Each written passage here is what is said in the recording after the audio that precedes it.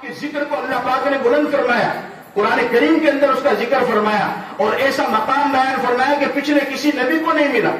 چنانچہ آپ دیکھیے کہ جب اللہ نے دوسرے انبیاء کو پکارا تو ان کے ناموں سے پکارا، یا آدم اسکن انت وزوجک الجنہ، یا ابراہیم یا نوح اہبط بسلام منا وبرکات علیک، یا ابراہیم قد صدقت الرؤیا، یا زکریا انا نبشرک بغلام، یا یحییٰ خذ الکتاب بقوہ، یا داؤد انا جعلناک خلیفۃ فی الارض، یا موسیٰ لا تخف، یا عیسیٰ انی متوفیک۔ لیکن جب میرے نبی کی باری آئی اللہ نے نام نہیں لیا، فرمایا یا ایھا المدثر، فرمایا یا ایھا المزمل۔ ایسا بلند اللہ تعالیٰ نے، ایسا بلند مقام اللہ نے ہمارے نبی کو عطا فرمایا، ایسا بلند مقام کسی کو نہیں ملا۔ جب میرے نبی کا چہرے کا ذکر آیا تو قرآن نے کہا والضحیٰ،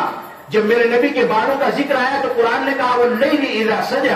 جب میرے نبی کے گردن مبارک کا ذکر آیا تو قرآن نے کہا مغرورۃ الی عنقک، جب میرے نبی کی زبان کا ذکر آیا تو قرآن نے کہا لا تحرک بہ لسانک، جب میرے نبی کے سینے کا ذکر آیا قرآن نے کہا الم نشرح لک صدرک، جب میرے نبی کی پیٹھ کا ذکر آیا قرآن نے کہا الذی انقض ظہرک، جب میرے نبی کی جان کا ذکر آیا قرآن نے کہا لعمرک، جب میرے نبی کے قول کا ذکر آیا قرآن نے کہا وقیلہ،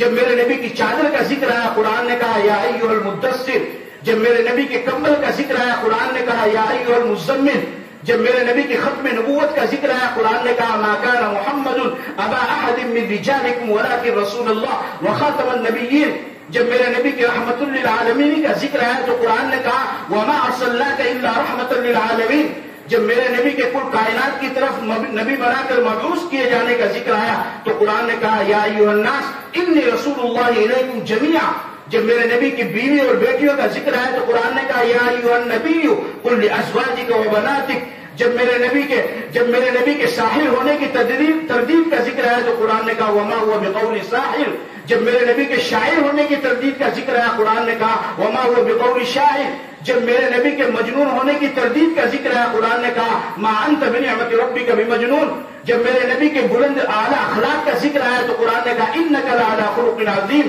اور جب میرے نبی کے بلند مقام کا ذکر آیا تو قرآن نے کہا ورفعنا لک ذکرک۔